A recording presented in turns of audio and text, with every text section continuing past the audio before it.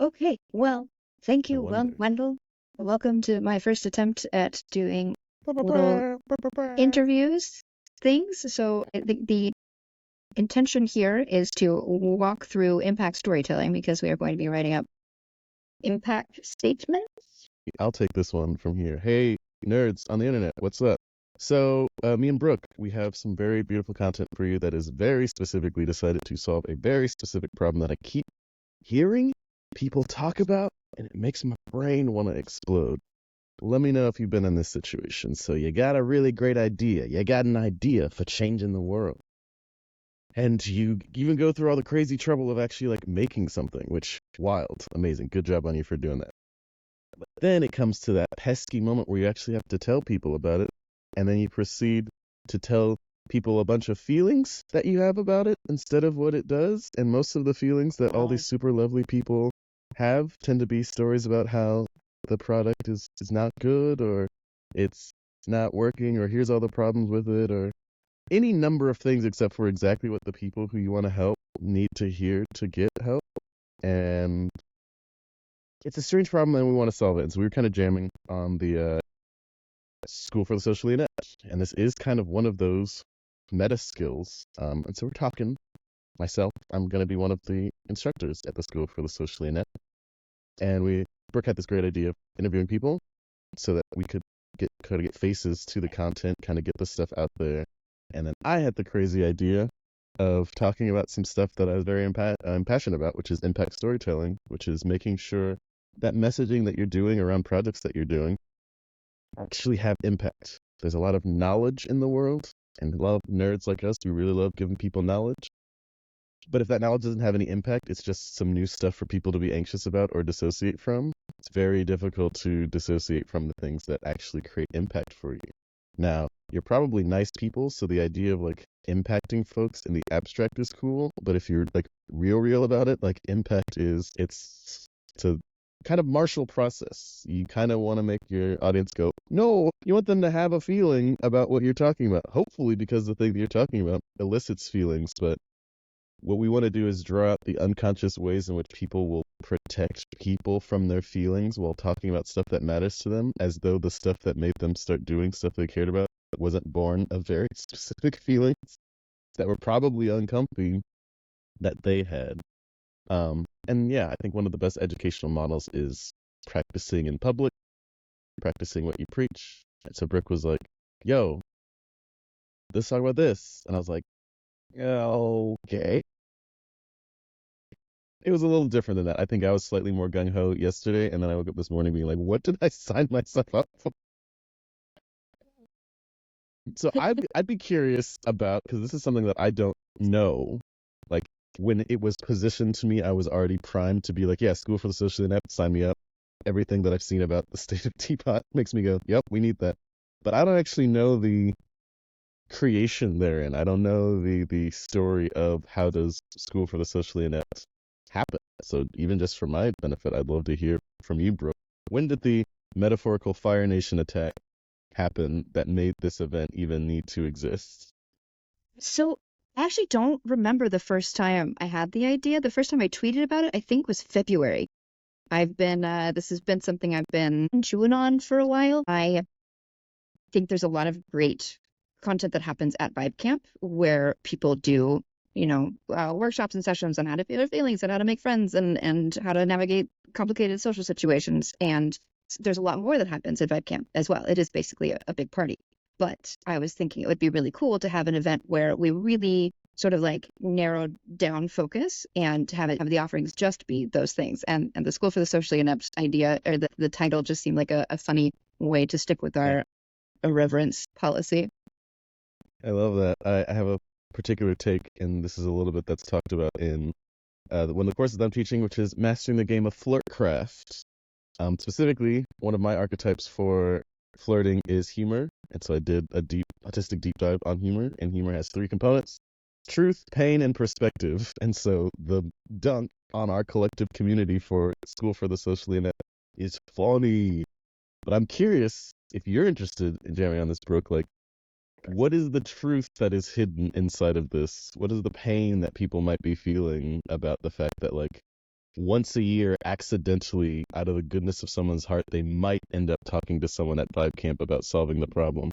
That a lot of people are going to Vibecamp to get solved. Just like, how do I get a bunch of friends on the low? Like, comparatively, like, plane ticket to Maryland is lower than actual finishing school or an MBA or whatever weird things we were supposed to do to get us those skill sets. And then, yeah, kind of what I kind of hear the irreverent perspective, but like, yeah, what if there is one? Like, what is the perspective that like School for the Socially Inept holds?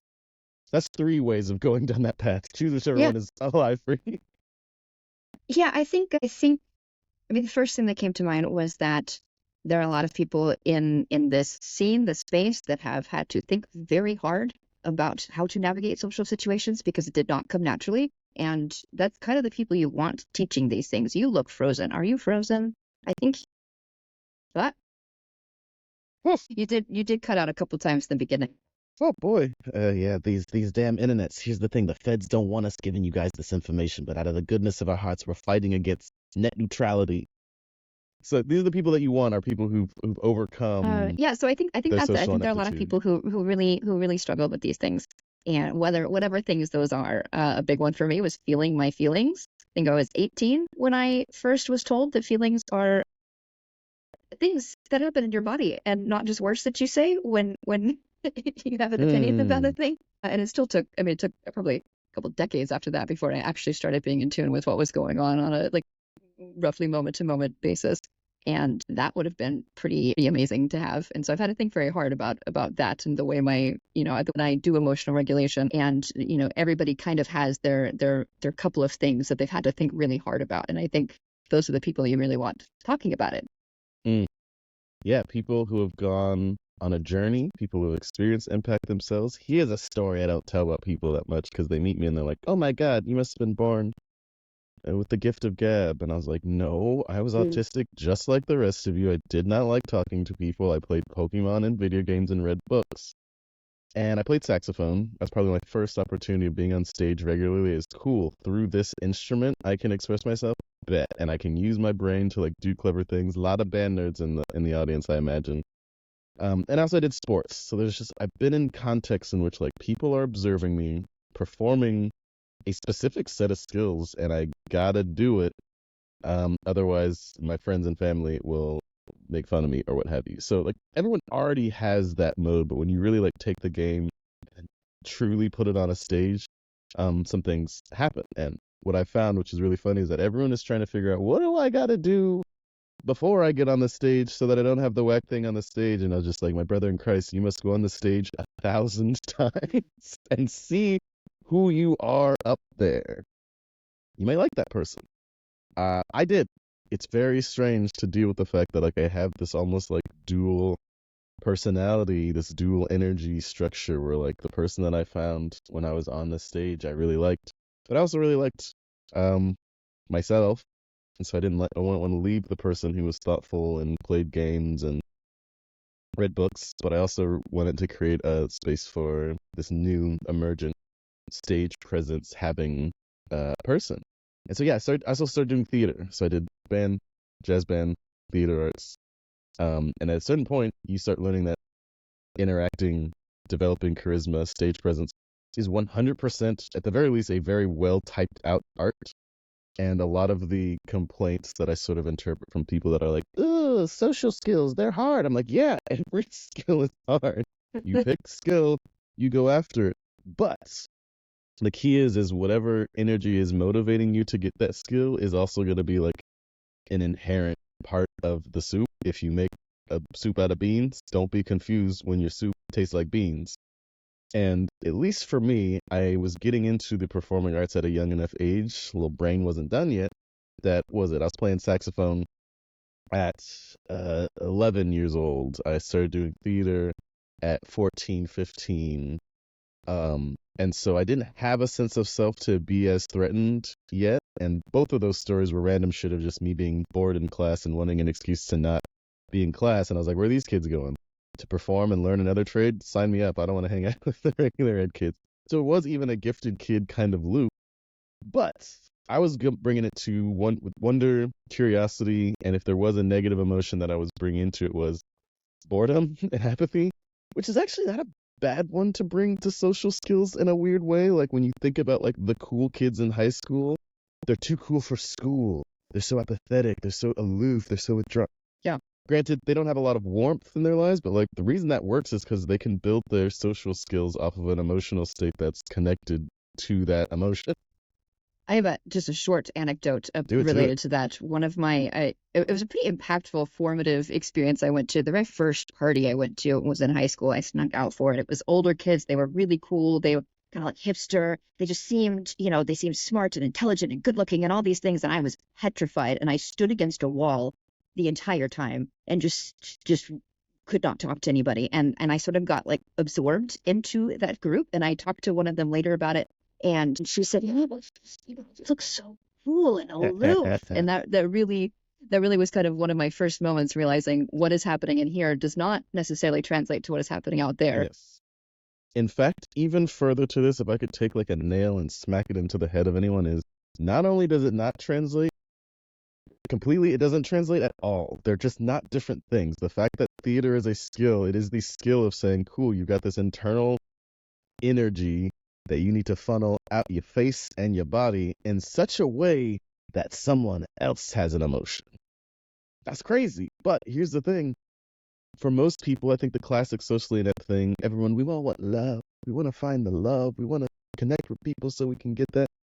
It's the same game, except the motherfucker is like 10 feet away from you instead of dissociated 100 set of people in an audience. That was even harder. Is like it was easy to do it in front of a giant dissociated audience. I did tour guides when I was in college, and I could feel in real time, like, okay, up to about 10 people, I could be a personable one-on-one, know everyone's name, do this stuff. We're having a beautiful time. Second I hit 11, I was like, no, that's the crowd. And just a different performance would show up. Like there's a different way that you perform to the crowd versus one-on-one. I've taken to podcasting because it's like kind of the perfect mix where I'm like, cool, I'm talking to Brooke, but I know y'all are out there, but I can't see you, so I have to deal with you as a sort of more dissociated mode than if I was doing maybe like a D&D group, a smaller group where I'm like, cool, clocking each different personality. And real talk, that's a skill in of itself too. And so really the question for a lot of people, especially around their impact storytelling, is who's your story for? What impact do you want them to have? And do you have the capacities to create that impact? If you can knock those things out, everything's great. We'll use the classic example. Oh my God, there's a pretty girl over there that I want to talk to. What story am I telling myself about me in relationship to this person? What impact do I want them to have for what's going on for me? And what are going to be the blockers for that happening? And I love you, my dear nerds. My dear nerds, I love you so much. You're such good storytellers, but you cannot tell the difference between the story that you're telling yourself about the interaction and the story that's actually going on. Because to do that, you would actually need metacognition. You would need to actually, in a healthy way, dissociate from the situation. And there's kind of two modes that people will take. They'll either fully identify with the situation and be like, I'm terrible. I want this person to like me. Thus, this interaction is terrible. And the threat is no one will like me. I was like, great. You are far too associated to that interaction because you brought your own self-hatred with you to the conversation. So again, you brought the beans. Now you got beans. Crazy. I had beans for the I was very proud of myself. I used one of those new fangled can openers, so if I keep making bean references, it's because I was literally eating beans. But then the opposite side is that they'll dissociate. You can't go too far away, because if you're too dissociated, now you're playing weird 7-dimensional chess, and you're out of the range of actually being able to be in attunement with whatever the hell is happening for someone. And you'll still probably cast yourself in the role of evil Machiavellian manipulator and then be like, oh, not gonna like me because I'm an evil Machiavellian manipulator. It's like, yeah, probably. Like if you're trying to act on someone too far outside where your hands go or where your influence go, that feeling isn't incorrect, but the solve isn't. And this is why I'm terrible and don't do it. It's just move to the right distance and show up as the right character. Which is not to say shift your personality, but this person doesn't know you at all. Let's use a different example, like networking. Oh my God, I can use this example. I hope this isn't gross. I met Azim, Black Purist, the Black Nerd Wizard. I don't know if any of y'all remembered. There was this whole era where Wizardcore like popped off, and as far as I'm concerned, this was the motherfucker who made it happen. I was at a murder mystery party last night, and I'm looking at this guy. And I'm like, I'm certain I know this person. They're either doing a perfect Azine cosplay or this is them. What do I do? And because I did not know, I could deal with the cosplayer. I was like, my brother, sick wizard outfit. I too have a wizard outfit on. This is great, amazing.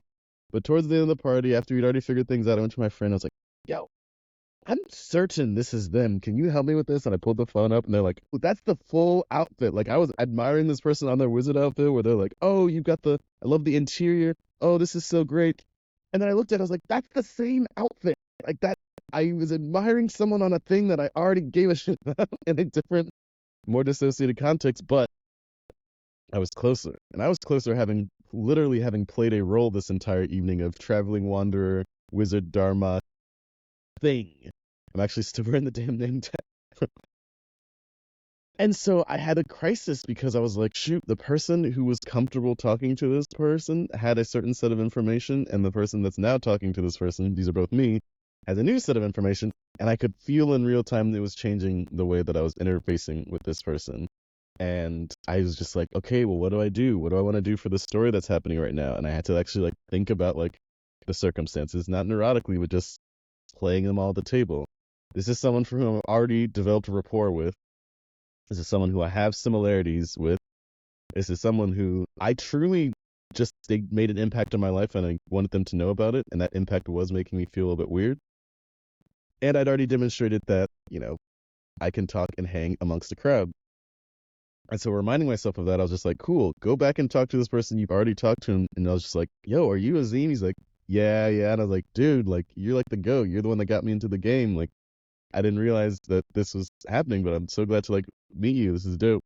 And then I gave them one of my cards because I was doing a bit where the character that I was playing it was a Fae murder mystery party. The character that I was playing was a walking prime directive violation, and I was playing as a Star Trek character that had gotten in a holodeck issue, and they're in the Fae realm, but they know they're not in the Fae realm because they're actually on a spaceship. And the joke was, I think that they were ultimately going to find out that they were in the Fae realm, but like they were just like, nah, this is fine. I can't die. I'm chill. Like, but like I had this character. I was like, hey, I've been playing this character because you inspired me. Like, I want to give you this card. Also, here's my Instagram. And they're like, yo, this is sick. And they jazzed me up, and it was this small interaction, but like it was really alive for me because like I could feel the story shift in real time, and that's me as a dungeon master. I've shifted characters all the time as craft, as someone who's done acting, as someone who's done customer service, and as an autist who masks. Like that is something that I do normally, but a lot of people get frame locked in their perspectives, and it's usually the least charitable perspective and oftentimes the least testable perspective. So I'm not saying you shift into, I can talk to anyone, I can hang out with my like internet like gods and be chill. That's ridiculous. I'm not saying that. But at the very least, if you're going to get frame locked into a perspective, do it into a testable one. Do it in one where you're like, I don't know what's going to happen. Like again, my I don't know created an entire interaction with this person before I knew who they were. That was positive.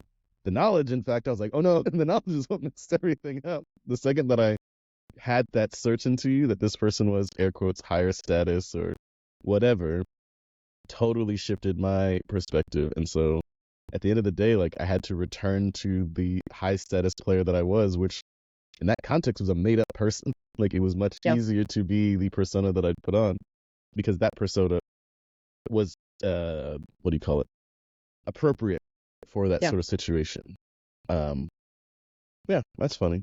I think another helpful story in those kind of cases is one thing I've been sort of thinking about a lot lately is I think if you're a fairly considerate person, you tend to assume that people who are high status have people knocking on their doors constantly and don't. Yeah. And it turns out that if you have enough of those very considerate people around you, even people you really, really want talking to you will not talk to you because they're like, I don't want to bother them. They're so busy. They have so many people in their life. And, those people get lonely too. Yep. So I've gone through a few eras of hot girl summers. I think technically I just finished one. Yes, the big one was 2021. And the thing that I learned from that one was pretty much exactly what you described, is that like the story that I had about the people I considered to be hot was that, oh my God, they're so busy, everyone's knocking them down. I'm not good enough to be sort of separate from that, blah, blah, blah, blah, blah, blah.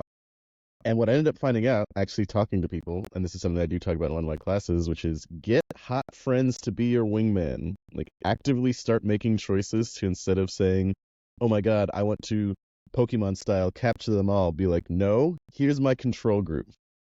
Because if you create a control group where you actively say, I am not going to try and get anything out of this person aside from information about who they are and what they're about, they'll give it to you. And then you use that information to go chase people like them. Like having a crew of hot friends that you can send your nudes to, send your looks to, test out your ideas with the promise that you are not going to try and fuck them or do anything about weird with their relationship actually sets you up to get the information to go chase people who are like them. And when I did that, what they often said was, yeah, over like their inboxes are blowing up, but usually with a bunch of desperate, weird, Hail Mary throwing people that are just like, oh, gotta shoot my shot with the hot person because I have to, but who haven't done any of the work, who haven't done any of the thoughtfulness stuff. And so it's just like, yeah, you'll probably stand out even if you're ignored if they do see your stuff and you are authentic and real and being what you're about, they'll respond.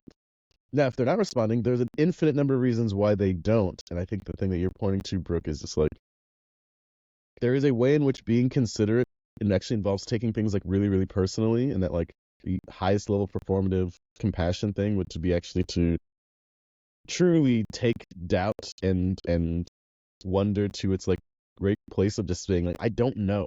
I do not know how many people talk to this person. I don't know if this person is good or not. Whatever it is that I've made up about seeing this person in 2 seconds, let's just go ahead and assume that that's wrong. And the game isn't play confirmation. The game is just find out what's there. Like, it's nice. Again, the person's fit was so sick that it was authentic for me to say, yo, your Azine cosplay is fire.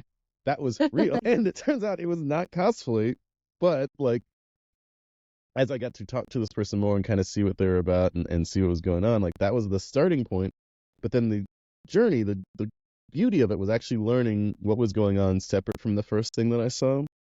And I feel like, again, many sort of neurotic, autistic adjacent, I'll be completely real with you, AMABs will assume that what they see on the surface is everything and they will imagine all the depths to have the qualities of the surface. I was like, have you ever opened a box? Have you literally just done the process of things have interiors and they're not the same on the inside as the outside? Like, Kims aren't hard candy on the inside. They're soft chocolate on the inside, hard candy on the outside. There's this very strange, almost phenomenological thing that happens where people will just assume hard candy on the outside, that's a gobstopper. It's like, no. And here's the messed up thing. You can only find out by eating it. You can't find that one out through, I mean, there's maybe some sort of clever technology that you could build to find that out, but ultimately that's kind of what, at least for the classes that I'm trying to teach at School for the Socially Inept, trying to get people to get away from. Let's say that you got really good at building your own personal psychotech to overcome personal like neuroses and stuff, and it worked. It's like bringing an X-ray machine to you to the club. I'm not saying it wouldn't work. I'm just saying you also have to create the affordances for holding this giant, crazy machinery, and then, cannot stress enough, pointing it at hot people. It's a weird thing to do. And energetically, people can pick up on that. If you look like you're thinking too hard, they'll probably be like, the fuck is this person thinking about? We haven't said more than 10 words. And so it is this like call back into presence. Like, what is alive for you right now? Where do you want to move? And what I have found, this is looping it back to impact storytelling, is that stories is it. Like, they seemingly are hardwired into our body. We were talking yesterday, me and Brooke, about the idea of that'll play in Poughkeepsie. It's producers speak for the like embodied somaticized awareness of like, oh, that's going to hit in a bunch of different audiences. Even one as podunk as Poughkeepsie will also buy this. And so we don't even have to worry about New York or LA or what have you, because we were playing to the bottom. Now, it's a little condescending, patronizing, but it really points at that fact that if you were then to ask that person, why will it play Poughkeepsie? There's not really a why. It's somaticized. It's just an embodied awareness. So simultaneously, just like Brooke was saying, you got to be able to know and feel enough of your feelings to be able to know that they are being affected by people. You got to know this thought that I'm just going to give for free. This is real. Fight me if you want on this, but it's true. Thoughts evolve after feelings. Soma happens first and then thoughts happen.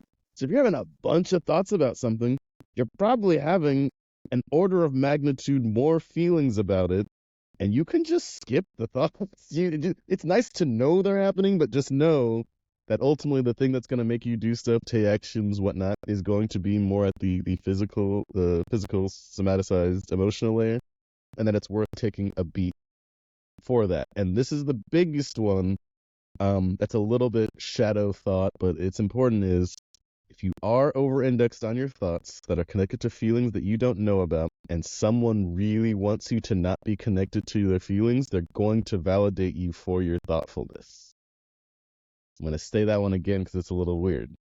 If you're a big old brain, and your brain's so big that you can't feel into your body, and someone really does not want you to get the embodied wisdom that would be inside of your body, aka the place where all the red flags are found, the places where you're like somaticized no, the place where your boundaries are, if they don't want you to have that, they will validate you for those thoughts.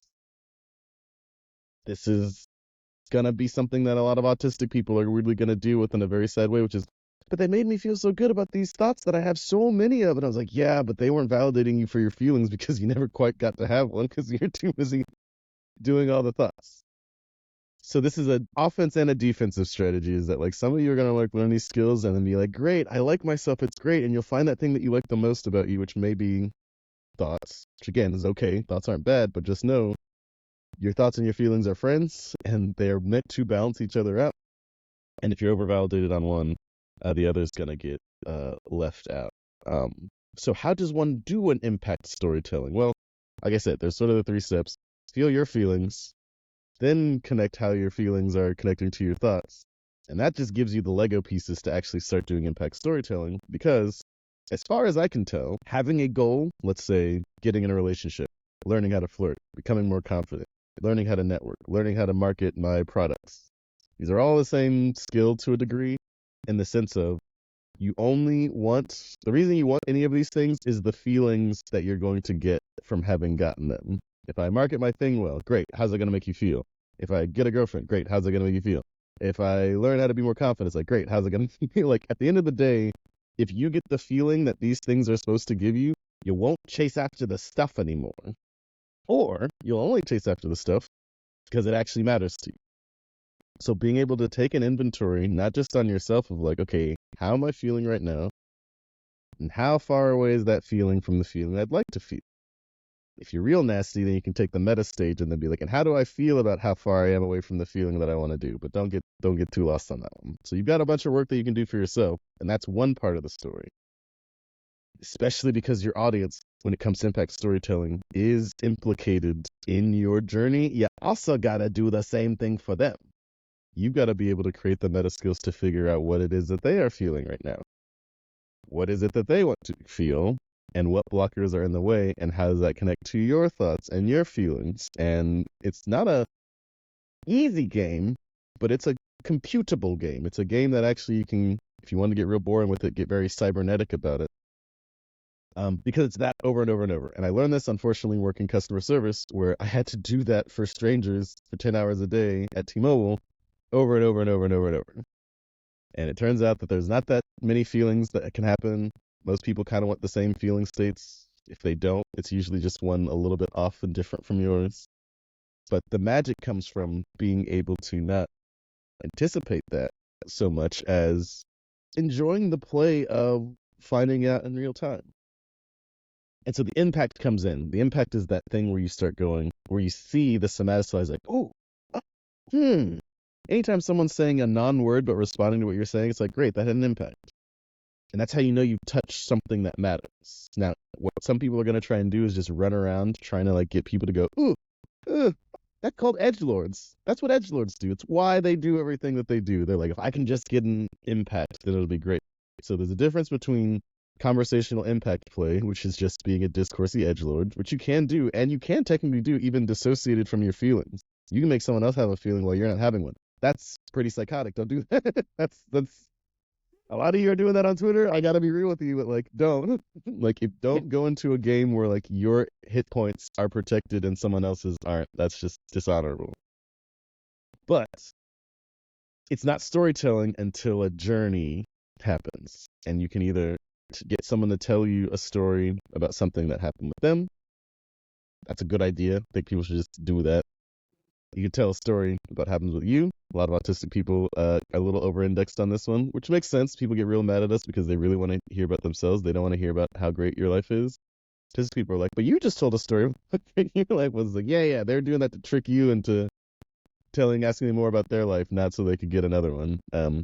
You're gonna run into this. It's funny. I still am a big storytelling sharer. I respond with stories.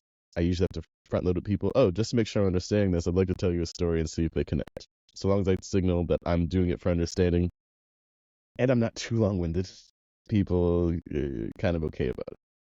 As long as I don't lose the plot. So that's the other thing, is that if you're doing this type of impact storytelling, you also have to take on the responsibility of knowing where the conversation is going. Where is it headed? At least what feeling state you're trying to sort around. And it's really difficult to do that if you're spending too much time worrying about your feelings and worrying about your feelings and all that stuff. So being able to get to a place where you can have some manner of equanimity, sort of see what is going on in the interaction, and returning to these basics of how do I feel, how do I want to feel, what's in the way, and being ruthlessly honest about it. Half the time what's in the way is my own feeling about some other shit. And I'm like, oh, get that out of here. That's not helping this interaction at all. But the story takes an arc, and the story is often about desire.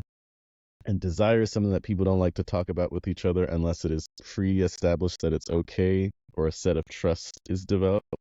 And so a lot of impact storytelling is also about building trust.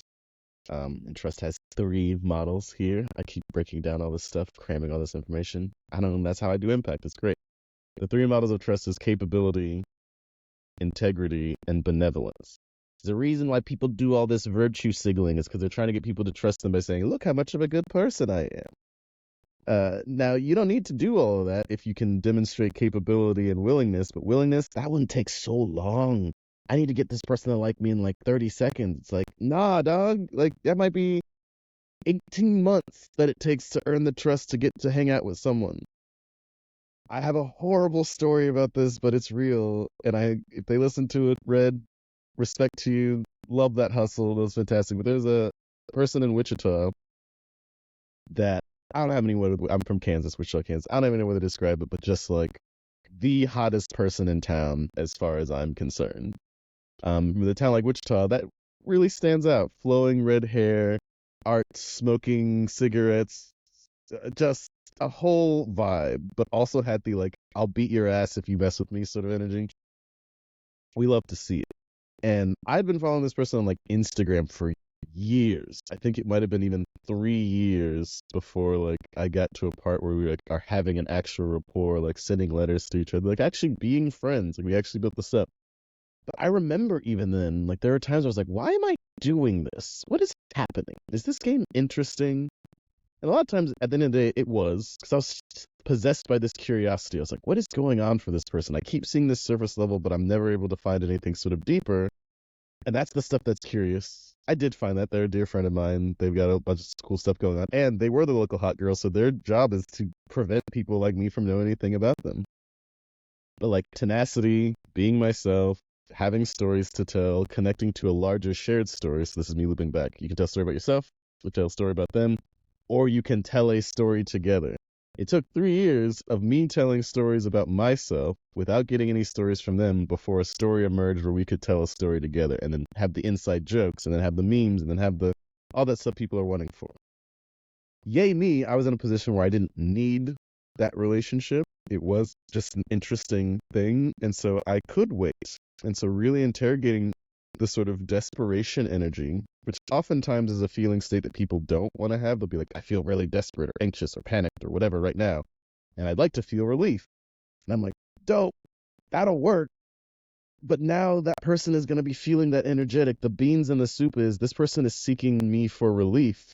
They're seeking me for something that, you know, maybe I want relief, and that's cool. And I've been in relationships like that where it's just like, hey, we are using each other for somatic release, and that is okay. I've never done that on purpose, but like you kind of stumble in those relationships where it's like, oh yeah, we're just stressed out beings and we meet up together to not get stressed out, and then we go our separate ways. But actually having an emotion like, oh my God, right now I'm kind of feeling sad that I'm not connected to an interesting person, and I want to feel as meaning and purpose. It's like, well, great. How about you talk to them about your meaning and purpose? How about you embody the state that you want to have as you're trying to go to wherever it's going on? At the very least, you're signaling this person meaning, purpose, and they go, that's not my jam. Cool, you got a bunch of practice at doing the thing you cared about, and you selected out someone who was not aligned with what you're about. People are so afraid of leading with that they don't tell people about it, and then no one knows about it, and then you're with someone for 3 years before you find out what their hopes and dreams are. Just crazy.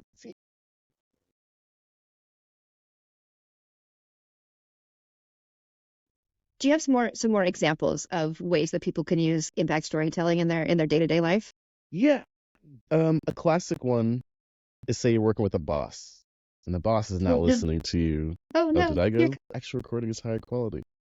I'll keep jamming. There we go. You're back. I'm back. We're back. It's great. Again, the internet's real struggling on this. Working with a boss. You got a manager. You want to take action A. They think you should do action B. For whatever reason, you feel like you're smarter than them or that you have the right answer. Maybe you do, but they're just not getting it, and maybe it's because they're dumb. Or maybe they have a better thing. You don't know. Again, it's that classic, I don't know. But impact storytelling would say, okay, I want to take action A. What am I going to get out of action A? What is my feeling about that? Let's say we need to, I don't know. I'll use an example from my actual life. I worked in documentation for a crypto company. I was like, yo, you guys have to make a lot of documentation, and most of it's actually going to need to be bad on purpose, but you need to empower people to make the corrections because we can't get time with the knowledge experts. I don't have the amount of coordination powers to make sure that everything is right before I send it out, but I can make it so that anyone who sees something wrong can edit it very quickly, and that was my pitch. I wanted to do this because I want to do that for a lot of people. I want to do that for a lot of spaces. Wikipedia is a great model of mine. Any space I go into, I want to empower people to be able to make change. That's my meaning and purpose. I had not earned the goodwill to make that bid. And so I was just saying efficiency, maybe data will show out that this is a great way to do it. It's going to take us less time. But I was speaking a language that was dissociated from my actual feelings about it. And while it was their language, it didn't have the zhuzh, the So they kept pushing me back. They kept saying no, we're not going to sort of do that. I still don't know exactly what would have happened, but I wish I'd had the bravery and courage to be I care about this for this reason, and the conflict needs to happen at that emotional level, so I can know that my company doesn't care about my dreams and passions, instead of me trying to trick them into thinking that they should care about my dreams and passions. Oh, I love that. And just side note that made me wonder how much more we could be opening up things for Vibecamp and letting people help like that. Well, you hear it here, ladies and gentlemen. I guess that was impact storytelling. That was not my intent, but an impact. Well, because this is the fear, and I guess I'll own this. The fear is unintended impacts, which absolutely will fucking happen. There's nothing about this is to remove unintended impacts, but it is to create the highest level of state that your intentional impacts land directly. I told a story that was a specific example. I want to have the impact of having a specific example. I want to feel a little bit of triumph of being able to do what Brooke said, because I like listening to them. And at the unintentional impact of some other stuff, and immediately I was like, no! But that is a fear to get over, because a lot of those unintentional impacts, a lot of times, are positive. But you can't take responsibility for them in the same way. And so there is a structural letting go of control that comes to a lot of the social ineptitude. There's a joke, this meme on the internet of having a smooth brain, head empty. The reason that's charming is because, first off, those people aren't distracted by their own thoughts. Secondly, they're not distracted by their own agendas. And if they do have them, they're usually pretty straight up about it. And so it's that bell curve meme where it's no, or smooth brain is I'll think you pretty, that's nice. And then very neurotic, no, you can't tell someone they're pretty. They're going to think that you're totally evil, and they're going to think that you're being creepy, and it's going to be whack, and da-da-da-da. And then wise brain is back to, yeah, just tell them they look nice.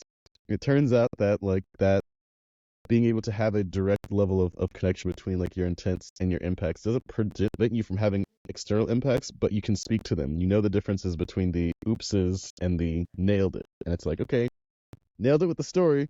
Oops, accidentally helped, but what a great oops. If my day could be full of such oops, that would be a good situation. So that's a model for why impact storytelling matters, and why consideration, that considerate personality trait, again, I don't want to take it away from anybody, but you got to find a way to alchemize it away from its neurotic state, which is really just control. If you're being considerate for someone, if you're helping someone what I call across the rows.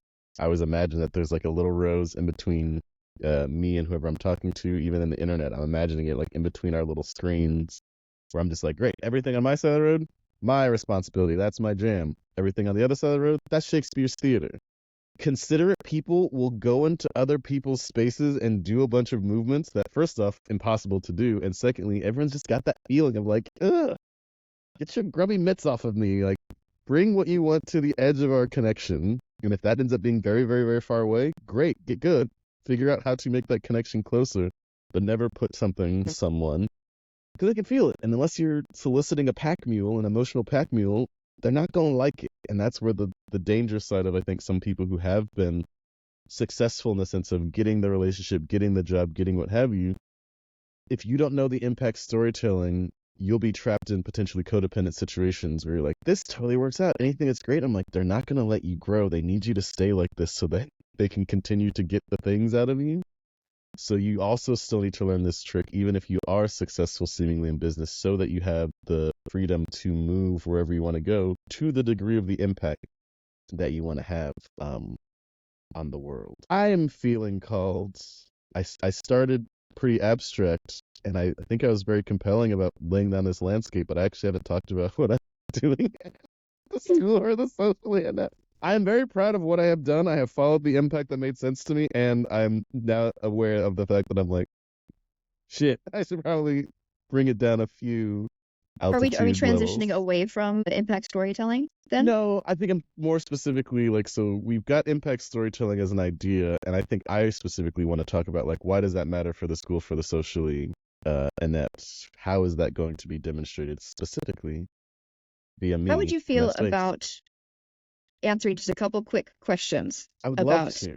impact storytelling first? One is so you've mentioned a few throughout this. I wonder if you have more, if you could summarize, what are the common pitfalls? Where have you gone wrong? What has been hard?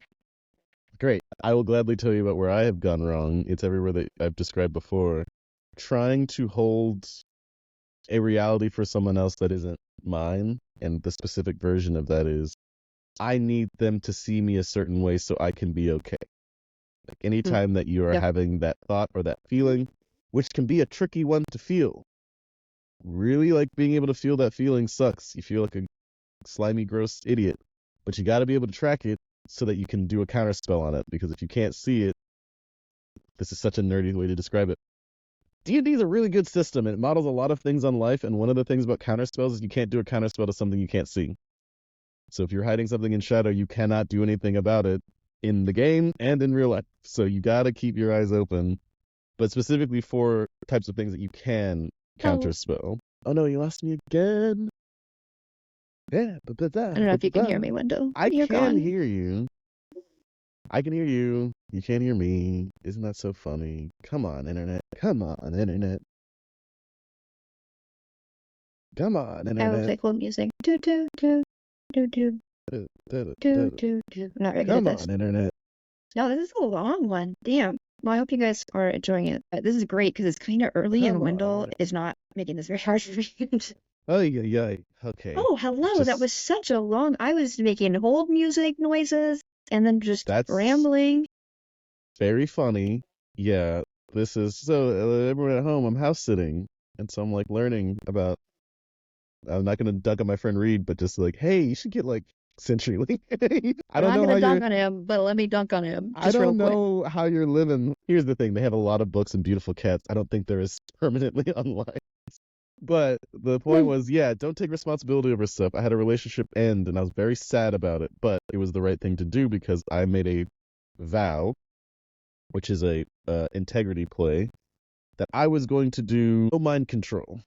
What I mean by mind control is if I need someone to see me in a certain way, I'm going to have to affect their reality so that they can see me in that way. And I decided I didn't want to do that anymore. First off, it's exhausting, and second off, gross.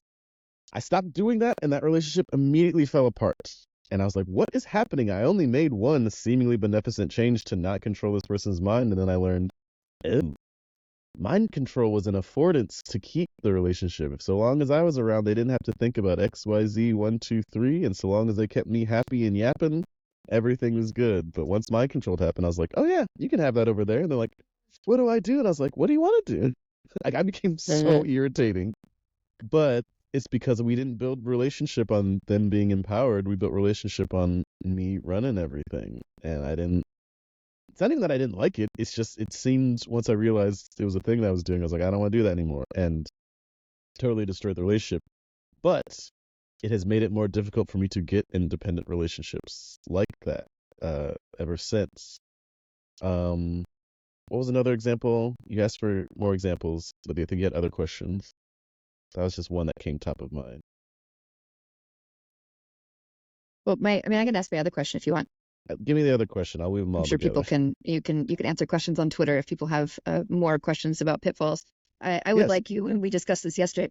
Can you say all of that about all of that about impact storytelling? And yeah, That's describe so it in good. 60 seconds. 60 seconds. Yeah, Okay, thank hold you, on. Mosey, for that. I got Mosey gave us that one. That's so great. 60 seconds impact storytelling. Right, so here's the thing. People aren't going to change unless they feel like they need to change. That change is going to be a function of something that I call impact, which is impulse. It's just physics. An object will stay in motion and rest until they're acted upon by a greater force. The greater force could be you and your grubby mitts, or it could be the impact of your stories. What gives stories impact? Emotions. What emotions give people impact? Well, there's two of them. Fear and anger, which are really itchy ones to feel. So you've got to find a way to take those most impactful feelings, make them something that you'd actually want to embody. Otherwise, you'll be running around being angry and scared all the time to get people to do stuff, which of course makes them not want to hang around you because you make them angry and scared all the time. So you'll have to find the positive version of those feelings. Triumph and meaning that's sadness. Triumph and excitement.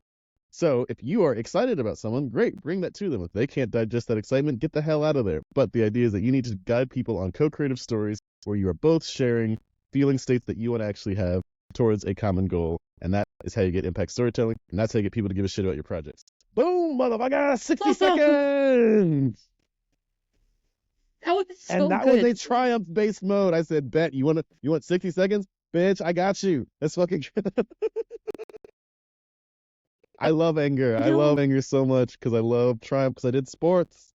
I was like, what, 60 seconds on the clock? Let's fucking go. I wonder if you guys have the same frozen screen that I have. That's mildly horrifying. Oh, are you back? I might be able to hear it. Whew. Wow. Perfect that I got in that 60 seconds before that next internet break. Yeah. Yeah. Ooh.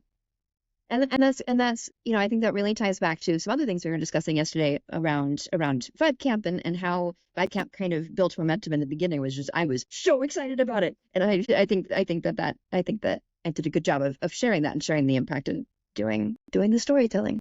Yep. So I think this is a great time to transition into the next segment. Great.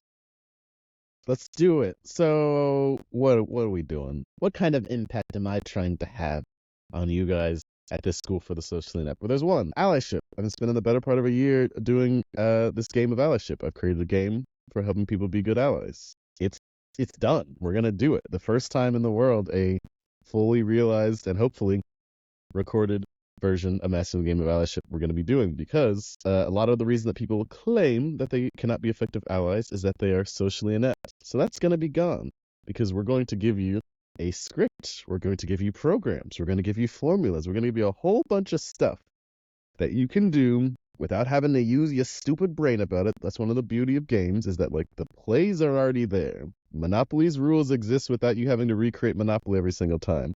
The only game that you will then have to play from a meta standpoint is the emotional game of keeping yourself motivated to play the game, which thankfully, because I'm so smart and excellent, is also a part of the game. So if you ever find yourself not playing the game, there's a micro game that you can play that'll get you back in the game. If you're playing the macro game, the game gives you like the step-by-step moves and it helps you figure out your stuff.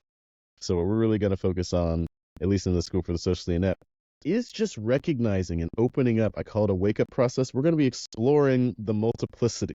We're going to deal with the fact that even when you, as one person, as me, the artist known as Wendell Britt, sometime known as Darmok and Bolvandal, even though I'm running around in a human meat sack like this, the game of allyship that is being played by me is at least about 8 motherfuckers. It's a Fellowship of the Ring in here.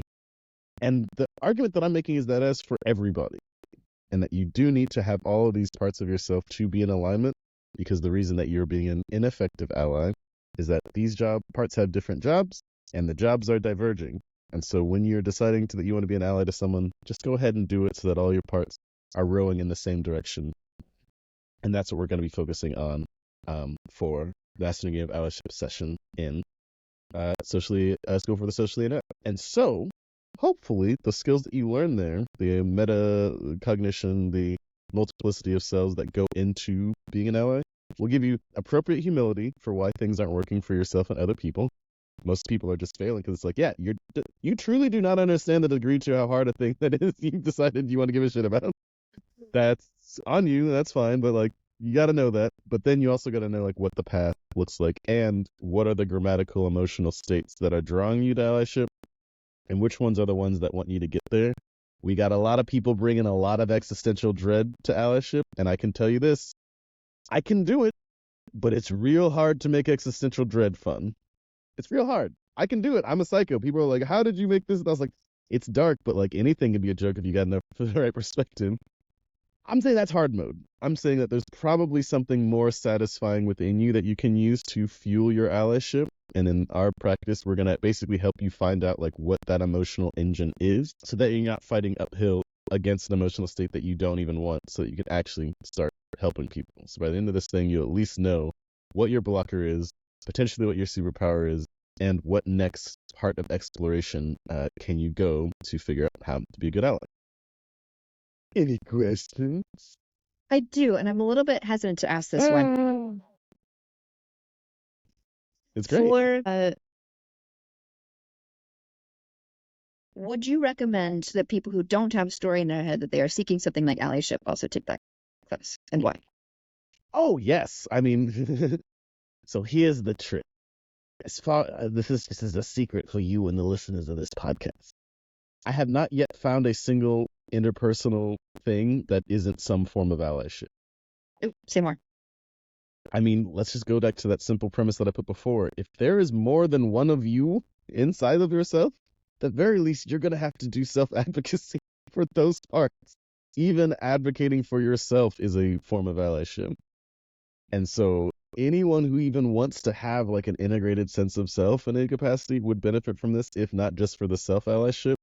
But I'm certain we live in a society, and one of the things about living in a society is figuring out how to tell collaborative stories together, and that is something that we call help. And I think it's just really gross in the height of hubris to think that you can just do that without these awarenesses, if that makes sense. Like, we all are compelled to help people, and I think that's totally fine. But we don't let babies do open heart surgery, and everyone has decided that they're a bad person because they don't know how to do open heart surgery, and that's bad. So I think as many people as possible should consume this material, if not just to truly experience the impact storytelling version of why you should stop doing that. It's so crazy.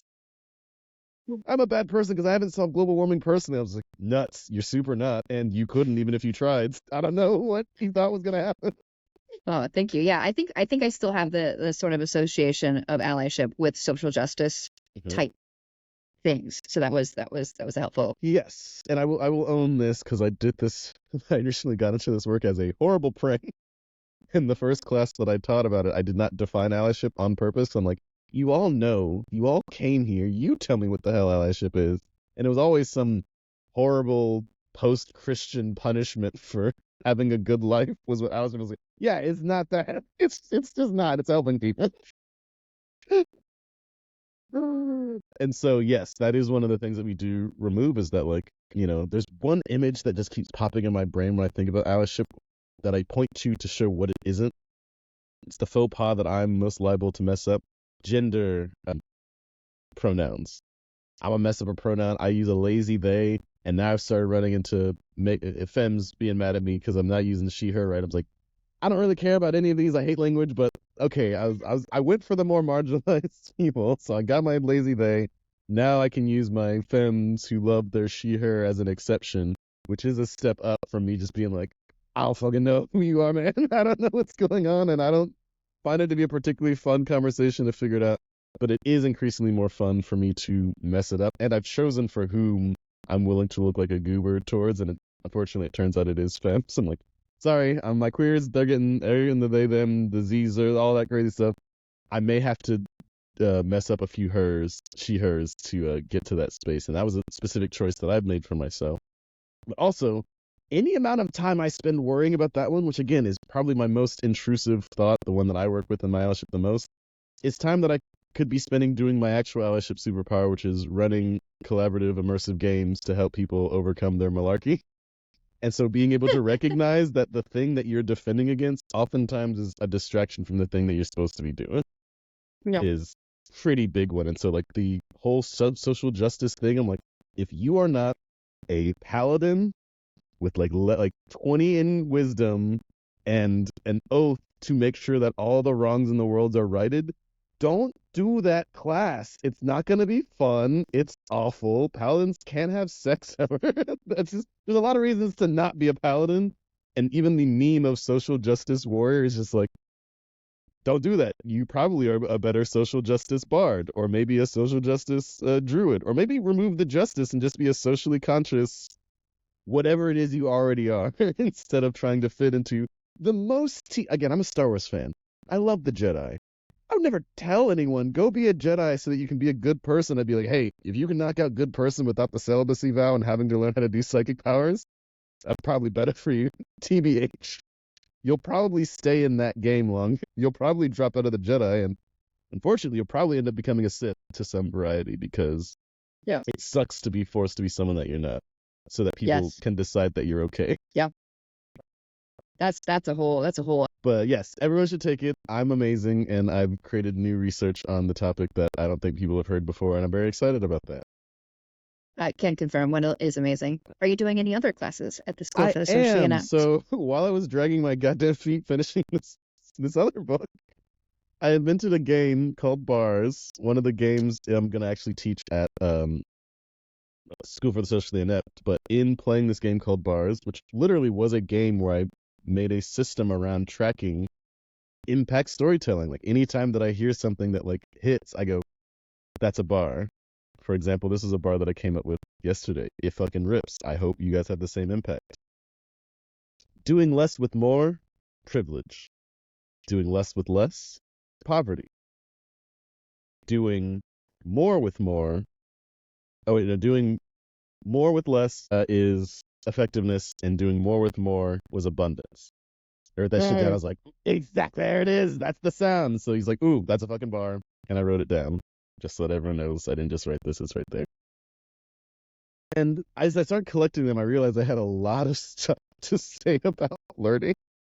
Just funny because this goes way back to like me and Brooke's origin story. We did is that like one of the first like teapot meetups in Portland, and we just impromptu did a flirt salon just off the dome. Drunkish shit. What was that? It was like early 2021, late 2020. Yeah, what's funny is that like that was during the hot girl summer era, so I was feeling nice. Yeah, I'd literally set my sweetie Holly to go back to Victoria. We had met up for the first time because we finally could like travel and they could like leave the country, and then immediately drove to Cape Town. Okay, well now that happened, let's go over here and talk to these nerds about flirting, I guess. But the idea was like I just had a lot of stuff to say. The stuff that was hitting at deep impact for me for whatever reason, hanging around the woods, hanging around Vibecamp, was just producing bars about flirting.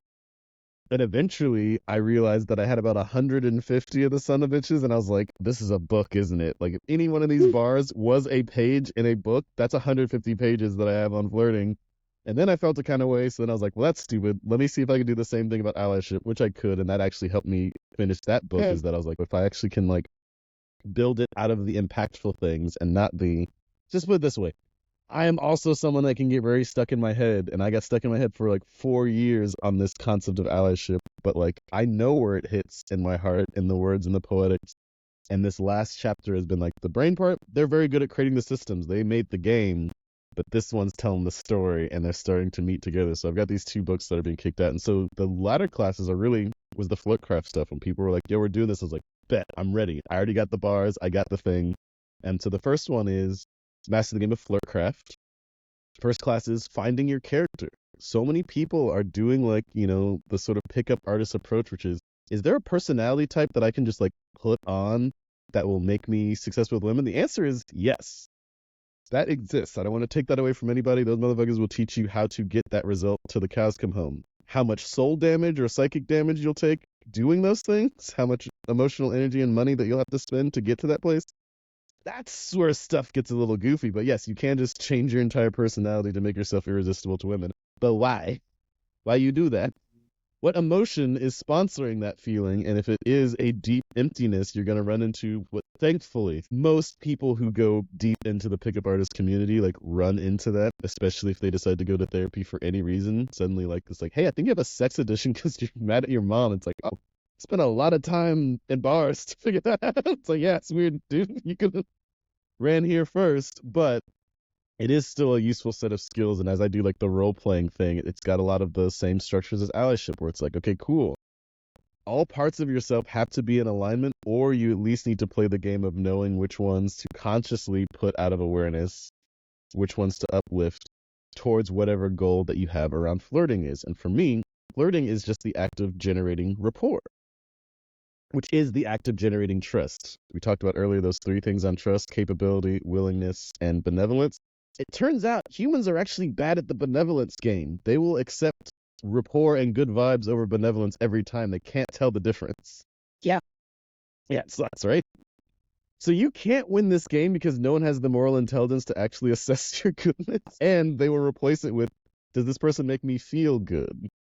And so that's where the pickup artist strategies come in, is that, like, if you zhuzh up someone's trauma in such a way, you can imprint yourself as someone's, like, primary caregiver, which will make them feel good, but in the most shadowy, fucked up way. And then you have to do that job.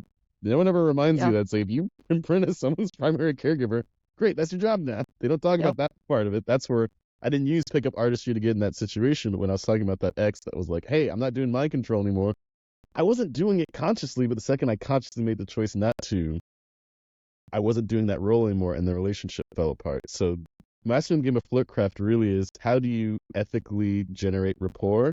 And it turns out it's world building. It's embodying a character that's actually aligned with what it is that you want to be, where you're trying to go, and at least what you think the other person is about. And being willing to be like, oh, it turns out we are not on aligned paths. How much fun can you have to learn that you're not on an aligned path with someone versus all the crazy energy that we spend to force people on the paths that we think that they should be on there for us? So the first class is creating your character. The second class is, oh my God, that's so funny. I know this. I wrote it down and I looked at it. I looked at it yesterday. Designing your game.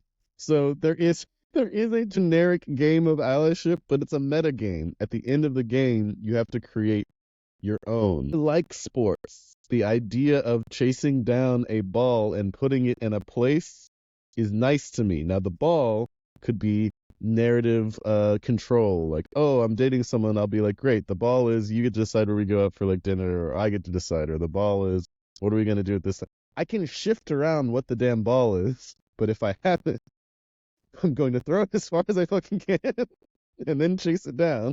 And I'm going to do that forever. A more grounded version for the people who aren't jocks like me is, I was raised and heavily imprinted on by Pokemon and Harvest Moon. If I'm solving a problem, I need to be able to translate it into Pokemon terms, or I need to translate it into Harvest Moon terms. If you don't know about Harvest Moon, it's a Japanese farming sim. It's a really funny game to be obsessed with as a black anime nerd in Kansas, the early 2000s. But coming to terms with the fact that, like, it's always unconsciously returning to either of those two games, and if I can consciously choose that, then the question is, how would I solve this problem in Harvest Moon? The answer is, know what your people are about, give them the appropriate gifts at the right times, and chop wood and fucking carry water during the off times and make sure that your farm is, like, dope. If it's Pokemon, it's like, have a bunch of wild random encounters. Make sure that your fucking Pokemon are type aligned, and make sure that you understand, like, types and whatnot. And make sure that, like, you understand how to do puzzle solving. Now, neither game is good, neither game is bad. There's parts of me that will default in one situation or the other. I think in business, I'm a little bit more of a Pokemon, and in relationship, I'm a little bit more of a Harvest Moon. But you can move them in different spaces, but you can only do that game once you know what your game is. And so helping people to get to, like, the deep level of, like, okay, if flirting is a game, what is the win condition? What are the moves? How do you know that you're succeeding? How do you know that you're winning? How do you know that you're losing? And how can you invite other people into playing that game? this one might be a little too spicy, but it was really good. So I'm going to be as coy about it as possible. I had a encounter of a sexual variety that involved multiple people. It was my first one. This was very recent. I was brought in. The person who was interacting with me was like, "Yo, how do you feel about casual sex?" I was like, "Weird question, friend. I don't know. What are you talking about?" This is a homie of mine. So I was like, "Well, I'm gonna do what I do, which is I'm gonna write the vibes, and if it's a good vibe, I'll participate. If it's a bad vibe, I'll be out. So let me get on the field of play before I start making predictions about the future." I get there, the vibes are good. I'm like, okay, I'm down, but I'm still like, I don't really know how this goes down. This is my first type of this encounter. So I started doing my normal thing, impact storytelling. I was like, "Hey, have you done this before? Tell me a story about the last time you did that." It's like, "Oh, well, this person who they brought into the encounter surprised me with an encounter like this before." And I was shaken. And I said, "Shaken? Okay, so vigorous. Like, okay, I should probably do some stretching. I'm a dancer. I know how to do that. I've done sports, so I need to make sure I stretch it." Like, "Nah, bro, I wasn't tired. I was shook." And I was like, "Shook? What does that mean?" And I looked at this other person. I was like, "Did you do sex magic on this kid?" And they're like, "Who, me?" And I was like, "You must know that answer is yes. That's a yes answer." But then I realized, oh, I'm in a totally different situation, but I'm in a situation that I know how to do, which is people are playing a game and they don't have a ref. And it's a game that they're able to play and have fun with, but they're not really playing a game because they're just doing random shit. And I'm like, well, even though this is my first time doing it in this context, oh, I know what happens when you need a ref, a choir director, a dungeon master, whatnot. So I was like, great, here's what we're going to do. As everyone's like rolling around, all right, okay, you're going to be the instrument. We're going to call it a piano. You're going to be like the player. I want you to go ahead and give me an A minor. And they're like, "I don't know what that is." I'm like, "I promise you this person's sounds, whatever they make, are already A minor. We're just doing a little song and dance about it, literally a song and dance about this." And I'll be like, "Oh, it's a little flat. Change it up." Like, and I was in the zone. It was a beautiful time. Flash forward. Now we don't need to get into the nitty gritties of it, but upon reflection, I was like, that is so weird. That was my first time doing that. But the second that I could recognize what was going on enough to recognize what my role was, what game I like to play, I'm a really good dungeon master. And the second that I knew, I was like, yeah, there's no coherent story here, so we got to make one up. And I'm a jazz musician, so I was like, great, the story is weird jazz bar, 1947, and I'm the band leader. Let's go. And it all fell into place, and everyone was happy, everyone was impressed, everyone was dope, and they're like, "You've done that? Oh, what was the last time you did?" It's like, "I've never done that before in my fucking life." But I have. I've played jazz a bunch of my life. I've done D&D before in my life. Like Mad Eye Moody, like, play to your strength. Like, those are my strengths. It's fucking wild. But that's the second class, is designing your game. I'm not saying that you're going to get that result, but that type of result emerges from the fact that when you are in the unknown, what can you default to and what can you enroll people on? And for me, it was hanging out in the hot tub, pretending to be a jazz band. Anyway, and then the last gate course is actually going to be focusing on bars, actually like giving people blank index cards to set down and be like, "Hey, there's a myth that says you have to have all of your stuff improvised." And yes, there is a meta skill on improvisation that's dope, but you wouldn't do that one first. You learn how to play notes and scales, and then you learn how to improvise. And so the idea is that like all of my best bits are written down on a card somewhere in my bag, and sometimes I'll go out to hang out with a friend. I'll ruffle through them and be like, "Yeah, these 20 are dope. I can pull a conversation out." I just have them in my back pocket. If I'm hanging out with my friend, we're having a dope time, and I don't need to use them, I don't use them. I went on a date once. I was like really neurotic about it. I pulled out all the bars. I had about 32 bars. I was like, "This is great." And at the end of the day, I was like, I got to tell you, I came locked with all of this. I didn't have to use a single one. I don't know what that means, but it means that I was locked in, I was present, and that you were fun and easy to interact with. And like, it's just, I don't want to use this as proof, but like, it was.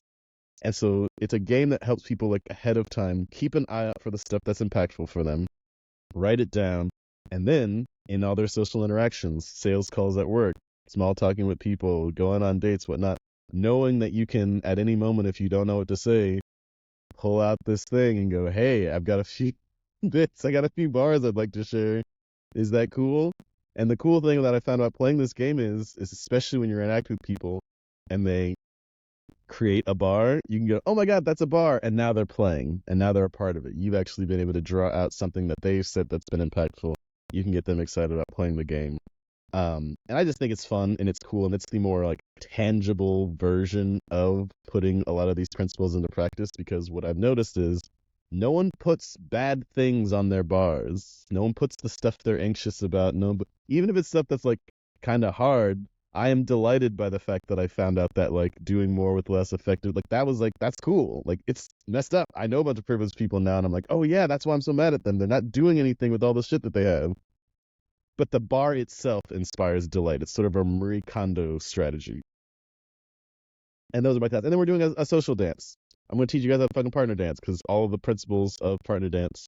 Oh, can you hear me? You cut out again. Yeah, yeah. Okay. It's a little bit better than I think it was Zoom. Zoom will tell you that connection is unstable like a full 5 minutes after you've broken up. Riverside's a little bit better. But well, Wendell, I have unfortunate news for you. You've had another unintended impact. No.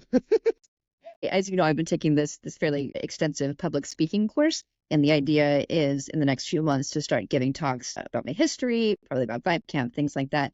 And one thing my coach told me was to have a doc somewhere where I am tracking topic ideas. And I'm not a spreadsheet person. I would love to become I would love to become one. They seem so useful, and I am not one. This just seems like the obvious thing to do. Some form of this. I can just write down random things I'm thinking about and turn them into talks later. So thank you. I played so much damn Magic the Gathering that this is very much inspired from, or just like stay strapped. I always have my deck with me. It's time to duel. But no, Great. I mean literally that was unintended impact. But like yeah, that's the goal is to like have people to be able to think about everything that they can imagine in a handy format. But then we're also doing a partner dance. A lot of the meta skills around flirting are easier learned in an embodied sort of space, learning how to ask, receive, move, hear yourself, all that great stuff.